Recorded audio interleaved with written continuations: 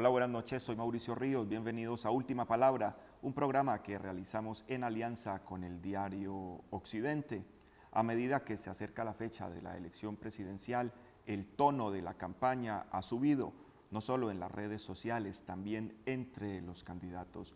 Para analizar este tema nos acompañan tres invitados: nuestra directora del diario Occidente, Rosa María Agudelo; el profesor Miguel Yusti, columnista del diario Occidente, académico y exsecretario de Gobierno de Cali; y el exconcejal Michel Maya, uno de los analistas de cabecera también del diario Occidente.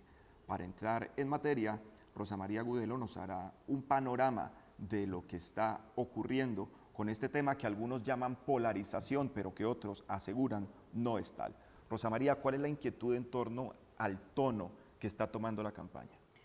Pues en general creo que la preocupación es lo que hemos visto en las plazas públicas, la reacción de los ciudadanos frente a diferentes participaciones de los candidatos y cómo el país ha venido reaccionando frente a ellas. Entonces, cuando empezaron, las primeras manifestaciones fueron contra Timochenko y se salieron de control tanto en el eje cafetero como en Jumbo, y en Cali hubo una situación difícil también.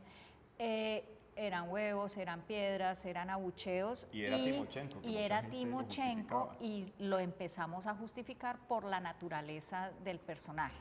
Después vinieron contra Uribe, ¿cierto?, en Popayán, que fueron las más, digamos, fuertes, y ese mismo día vimos las agresiones a Petro, que están en investigación, que dicen que son amenazas, que fue un atentado. Bueno, un poco la inquietud es la reacción que tenemos los ciudadanos, yo creo que también asusados por los candidatos y por el lenguaje de los candidatos, y un poco el planteamiento que tenemos, o que la pregunta que a mí me ha surgido es si eso es realmente una polarización, si es que el debate sencillamente está más caldeado, si es intencional de las campañas o no, pero si es un rumbo no deseable, me parece a mí, en una campaña y en una situación tan coyuntural, tan importante para el país. Trasladémosle la pregunta entonces a Miguel Yusti. ¿Quién está generando esta situación y si se puede considerar que el país está polarizado? No, yo lo que pienso es que hay una oleada que está recorriendo el mundo, que está recorriendo las naciones del primer mundo, Europa, que tienen que ver mucho con las plataformas de la llamada primavera árabe.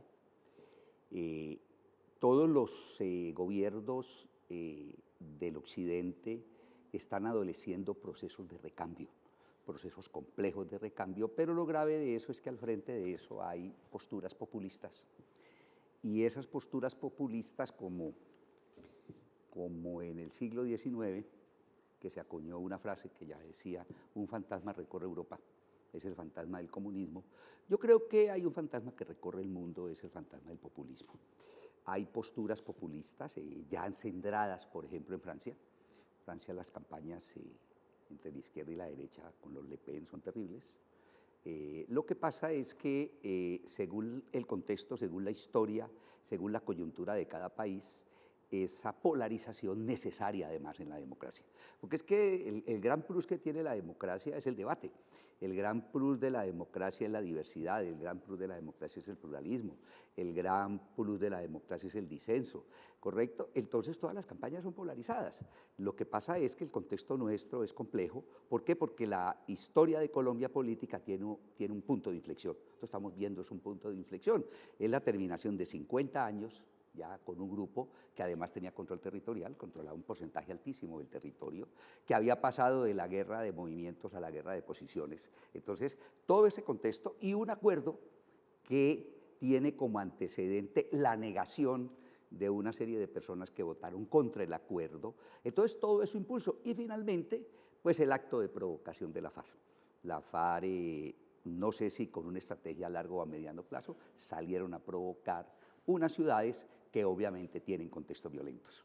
Todo esto, para preguntarle a Michel Maya, definitivamente será estratégico, es algo que están moviendo los candidatos, o son reacciones espontáneas, naturales de la ciudadanía? Yo creo, Mauricio, que aquí hay una paradoja, y es la paradoja de la democracia y el mercado. Digo paradoja porque para que los mercados funcionen, uno de los principios es plena información, es decir, que todo el mundo tenga acceso a la información. Lo mismo sucede en la democracia. Para que la democracia funcione debe haber acceso a la información, plena información. La realidad en el mundo real, eso es muy distinto. Y lo que se busca como estrategia política, y hay una serie de tácticas para implementarlo, es reducir la cantidad de información para poder ganar. Entre más información es más difícil ganar, es más difícil que alguien logre concitar la gran mayoría. Por lo tanto, electoralmente, estoy hablando en términos de estrategia electoral, no estoy diciendo si es bueno o malo, eso es otra discusión.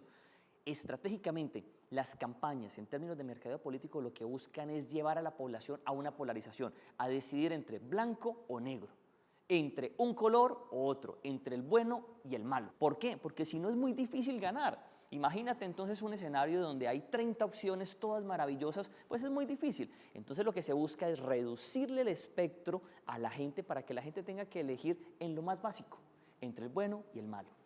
En ese Un caso, tema Rosa María, interesante que yo encontré ayer buscando datos y lo comparan la polarización política con estrategias de mercadeo y que apelan de todas maneras al facilismo, en este caso del votante o del consumidor, que quiere simplificar. O sea, estas opciones tan plurales le complican la vida y prefieren escoger entre blanco y negro, bueno o malo, como lo harían también en un menú o en una lista de dos marcas. Y no solamente eso, Rosita, sino que a la coyuntura concurren proyectos hegemónicos políticamente, proyectos de estirpe caudillista, pero también...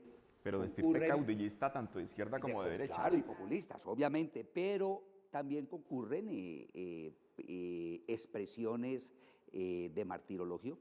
Por ejemplo, el evento de Petro, por ejemplo. ¿Ya? El evento de Petro, independiente de que desde el punto de vista del mercado, porque es como dice Michel, las polarizaciones concentran entre dos y liquidan a todo el otros. resto. Se la succionan, es decir, como un hoyo negro en el universo. Como lo que le pasó a Fajardo, que estaba en la mitad y se desapareció. Desaparece, como ha pasado en Cali. Es como cuando usted llega a un restaurante y le entregan una carta con 100 opciones.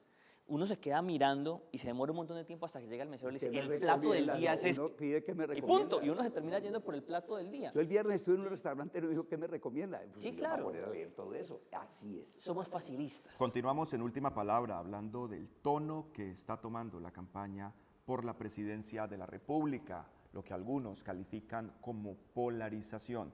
Pero yo quiero plantearles a nuestros invitados este tema. Se dice que estamos polarizados y que el país está dividido, pero en verdad en Colombia el 52% del censo electoral no participa. Esas personas no votan. A esas personas no les importa en alguna medida lo que están diciendo los candidatos de un lado y del otro. Entonces podemos decir en verdad que está el país polarizado, que todo el país está dividido en torno a las propuestas y a las posiciones o a los discursos que se están manejando desde un lado o desde el otro. ¿Qué dice Miguel Yusti? No, yo pienso que sí, yo pienso que la polarización se va a agudizar. El ejercicio de la polarización es de las vanguardias, porque es que otro de los plus interesantes que tienen las democracias, los franceses inventaron la democracia electoral para que la gente votara. Liberaron a los hombres de la prisión del campo y dijeron, vengan y voten y vengan y trabajen, ¿correcto?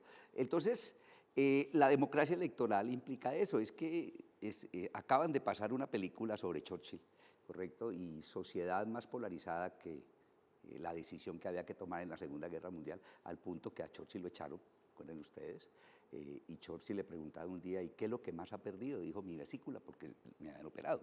Entonces, ese escenario de polarización yo pienso que se va a agudizar.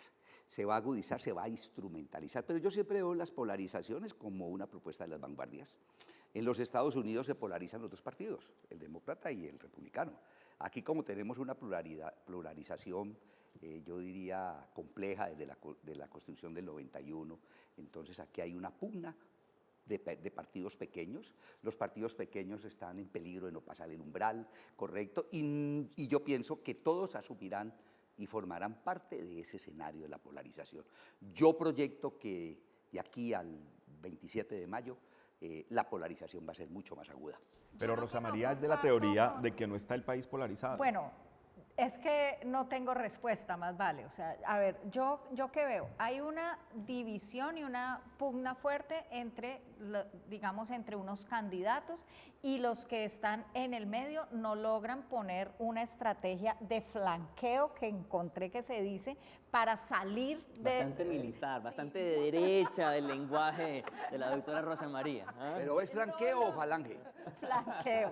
No logran una estrategia para tener un lenguaje que cautive, sacando de la discusión de lo que plantean los dos extremos.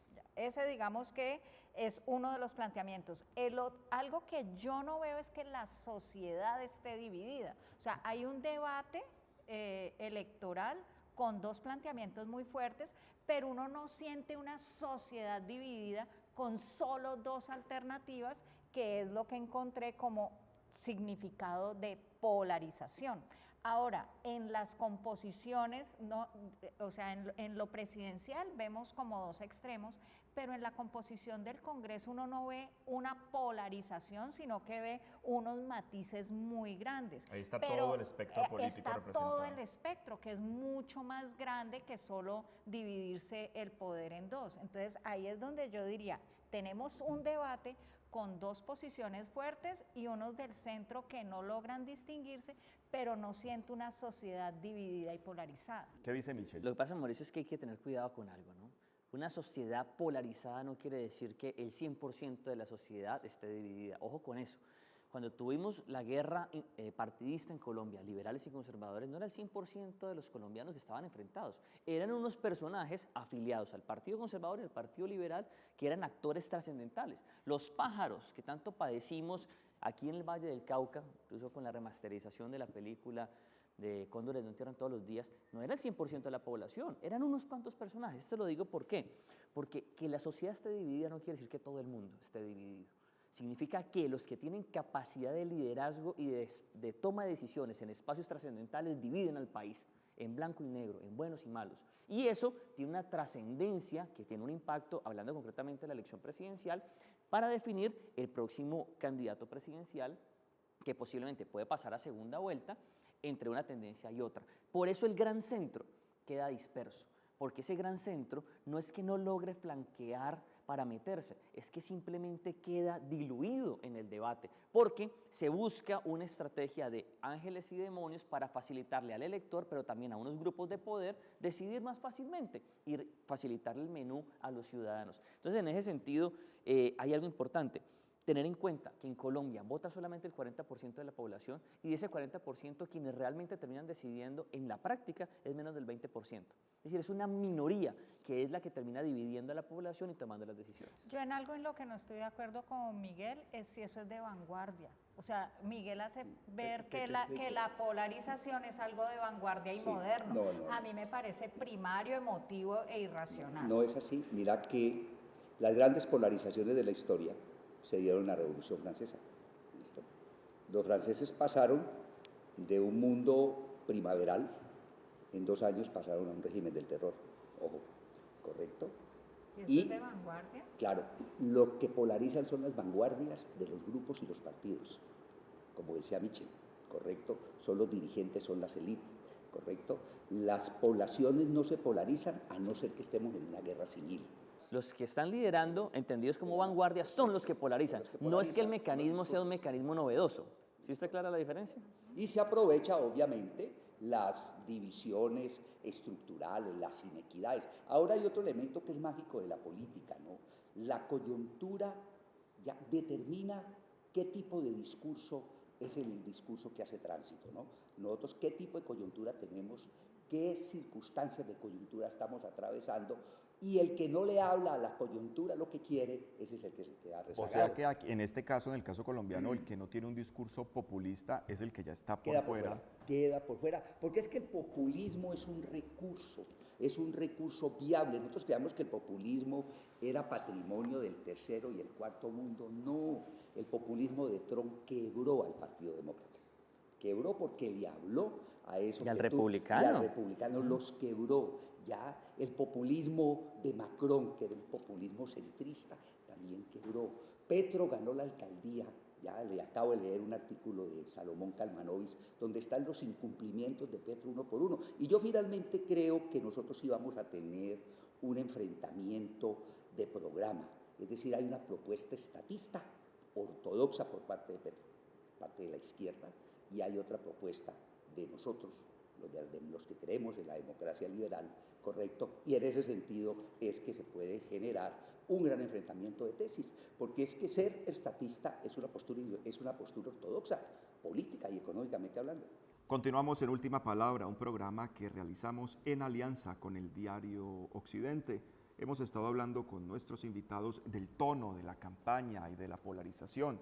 Y quería preguntarles ahora si corremos el riesgo de que a medida que suba el tono, pasemos de disputas en las redes sociales, de un posible atentado a un candidato que aún no está claro si lo fue o no lo fue, la Fiscalía dice que no lo fue, a violencia política, que revivamos campañas, por ejemplo, como la de 1990, con 3 candidatos presidenciales muertos, o que nos vayamos 60 años atrás y pueda haber ya violencia entre los ciudadanos por motivaciones políticas. Michel, ¿cómo analiza el tema? Yo creo, Mauricio, que sin duda alguna ya estamos en un proceso de escalamiento. Ya lo estamos viviendo. Yo recuerdo la imagen lánguida del ex procurador Ordóñez en Cartagena, con 5 o 6 mujeres en Cartagena protestando por la firma del acuerdo de paz, durante la firma del acuerdo de paz en Cartagena. Una imagen lánguida. Vemos después imágenes mucho más fuertes, por ejemplo, tomates, huevos, agresiones físicas a Timochenko, y vemos situaciones mucho más fuertes ya con supermercados destruidos, ¿sí me explico? Y coloco solo ese ejemplo, sin decir que no hayan casos de esos también contra figuras importantes de la derecha, porque yo ya veo un proceso donde este escalamiento se está dando, ¿sí? Y se está dando porque hay un límite donde el discurso comienza a permear unas capas que tienen una capacidad de análisis que no les permite entender que esto hace parte del juego electoral y del juego político y del juego democrático, y lo pueden tomar de un nivel de emoción tal que puede llevar a una violencia mucho más estructurada. Y coloco este ejemplo por una razón sencilla, pero cuando uno revisa la historia y revisa, por ejemplo, la Noche de los Cristales en Alemania, en la Alemania nazi, fue un proceso progresivo de violencias donde se comienza a segregar unos grupos, se comienzan a señalar como enemigos y eso comienza a escalar. Y si no hay una intervención institucional superada las elecciones para llamar a un gran encuentro nacional, esto puede generar un proceso mucho más profundo de violencia y división en el país que yo ya lo veo escalando. ¿Qué dice Rosa María sobre el tema? Yo juntaría 2 fenómenos. Uno, el de la campaña política que está apelando a lo emocional, al odio, a las pasiones, o sea, como de una manera, yo diría que irresponsable, tanto de candidatos como de promotores de candidatos, como de algunos líderes de opinión. Pero lo juntaría con un fenómeno que viene analizando la policía, que es el fenómeno del vandalismo cada vez que suceden cosas, hechos sociales en diferentes ciudades. Es mayor, ¿no? Es mayor, ha venido aumentando, ha venido siendo más frecuente, ha aumentado el nivel de violencia y ha aumentado el nivel de participación de jóvenes en procesos de vandalismo. Entonces, y en una sociedad que ha sido tradicionalmente con facilidad hacia expresiones de violencia, si juntamos toda nuestra historia, los nuevos fenómenos de vandalismo y unas características de la campaña que pasa por lo emotivo de una manera tan irresponsable, yo sí creo que podríamos ir aumentando. Espero que no, y pues digamos que sería un escenario muy triste para la historia de nuestro país, pero yo sí lo veo como algo posible. Profesor Yuste, usted tiene muy estudiado los 2 temas, la política y la violencia. ¿Qué tan cerca estamos de que ambas cosas lleven al país a una situación muy compleja? Nosotros tenemos una serie de barreras construidas en los 50 años de violencia rural y violencia urbana que hemos tenido. nosotros tenemos una variable que fue el terrorismo de la guerra del narcotráfico. Pero hay un fenómeno nuevo, Michel, Rosita y Mauricio, y es que nosotros no habíamos vivido el fenómeno de las hordas. Nosotros registrábamos las azonadas, pero es que la horda es otra cosa. Lo que ha pasado en Soacha, lo que ha pasado en Bogotá. En Buenaventura No, pasó. lo de Buenaventura, en Río de Janeiro se presentan hordas que atracan supermercados. Ese es un fenómeno complejo, muy grave, pero que no se puede ligar al proceso electoral. Yo son totalmente distintos, pero nosotros Pero ya podrían estamos, coincidir. claro, coincidir es otra cosa. Nosotros podríamos vivir una época nueva, correcto, que son las hordas, esos tipos que asaltan los centros comerciales, se llevan por cualquier motivo, ¿no? Es que por cualquier motivo las hordas están apareciendo. Entonces esas ya suplantan, pero van creando una serie de condiciones que son las más graves que pueden pasar en las democracias liberales. Es cuando el ciudadano del común se convierte en soldado de una causa, ¿correcto? Y esos contextos pueden ser instigados por alguno de los candidatos.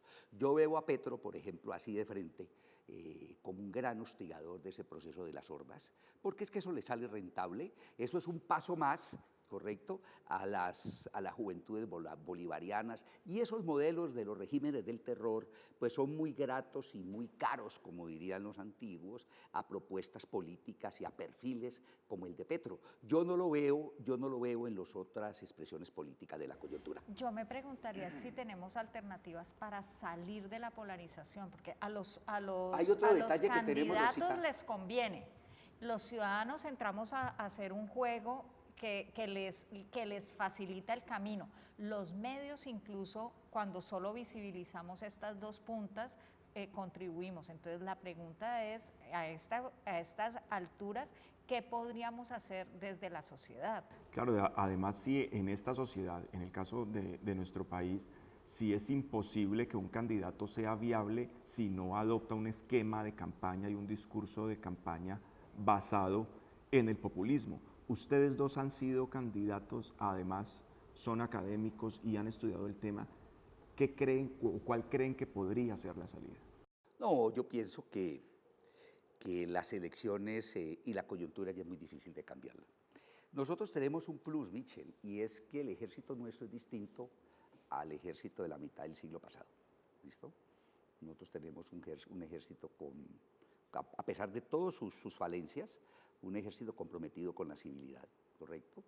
Jugado por la protección de los candidatos, ¿correcto? Yo veo muy difícil que en la coyuntura haga tránsito una conspiración estilo los Estados Unidos, ¿correcto? Donde haya fuerzas ya que lleven, o lo que pasó con Galán. Yo creo que la situación ha cambiado, nosotros tenemos ese plus para que aquí no vaya a producirse un magnicidio, sería gravísimo un magnicidio, ¿correcto? Pero sí tenemos fenómenos mucho más graves que tienen como punto de partida en la polarización el plebiscito. Yo creo que la experiencia y la metáfora política del plebiscito va a dinamizar el proceso de polarización a que vamos a llegar. Es que miren, en el plebiscito, por ejemplo, vota la población que siempre vota, pero los que votan casi que partidos Sí, no, en la militantes. mitad, casi que partidos exactamente en la mitad, con ventaja, claro está, a quienes votaron por el no. ¿Será la reedición, Michel, de esa campaña? ¿Será que no lo hemos superado y estamos simplemente reeditando el mismo tema, reeditando las mismas posiciones? Yo creo que nuestro avance democrático es muy pobre. Yo creo además que nuestra cultura política es muy pobre. No hemos logrado generar una cultura política mucho más profunda, donde tengamos una mayor pluralidad en los medios de comunicación para generar una mayor formación de públicos. Y esa es una tarea pendiente. Es una tarea pendiente de la educación, es una tarea pendiente desde el Estado, desde el modelo democrático mismo. Hablando del plebiscito, yo siempre consideré un gran error del presidente Santos en su esfuerzo, haber hecho un plebiscito para decidir algo que claramente dividía al país. Y el mandato constitucional él tenía no el mandato constitucional para, si quería hacer un acuerdo de paz, impulsar un acuerdo de paz, pero llamar a la población era un error gigantesco. ¿Por qué? Porque usted no supera 60 años de dolores, de violencia, de criminalidad con un grupo insurgente tan odiado como las FARC, pensando que la gente va a salir a abrazarlo. Y el error es doble porque el manejo que le dan dejó a la gente con la sensación de que Además, se desconoció y de que se burló del resultado. Ganó el no, y sin embargo se impuso. Entonces, en un espíritu democrático mentiroso, termina generando las condiciones para que esto se dé. Como asimismo, el exprocurador Alejandro Ordóñez, Un perdedor de la consulta. perdedor de la consulta, fue muy mal. Claro, le fue muy mal. Él es el que crea a Gustavo Petro. Si lo hubiese dejado gobernar, hubiese sido un alcalde mediocre, punto. Pero como lo victimizó, termina generando todos estos fenómenos. ¿Por qué digo esto? Porque un error de ese tamaño en la democracia, como el plebiscito, y además no reconocerlo, o atacar a alguien elegido democráticamente, puede generar estos fenómenos de polarización que son supremamente dañinos. Pues ojalá los elementos que han expuesto nuestros analistas en este programa contribuyan a que los ciudadanos tengan ciertos filtros a la hora de enfrentarse a los discursos y a las propuestas de los candidatos. Y desde luego hacer un llamado a los candidatos presidenciales, a los dirigentes políticos que hacen parte de sus campañas, a tener una actitud responsable para no conducir el país hacia una situación que pueda salirse de las manos. Lo ideal es que la decisión que tomaremos el próximo 27 de mayo los colombianos sea a conciencia, pero sobre todo en calma y con absoluto respeto por quien piensa diferente. A Rosa María Agudelo, a Michel Maya y a Miguel Yusti, nuestro agradecimiento por participar en este programa. Sigan viendo Telepacífico. Feliz noche.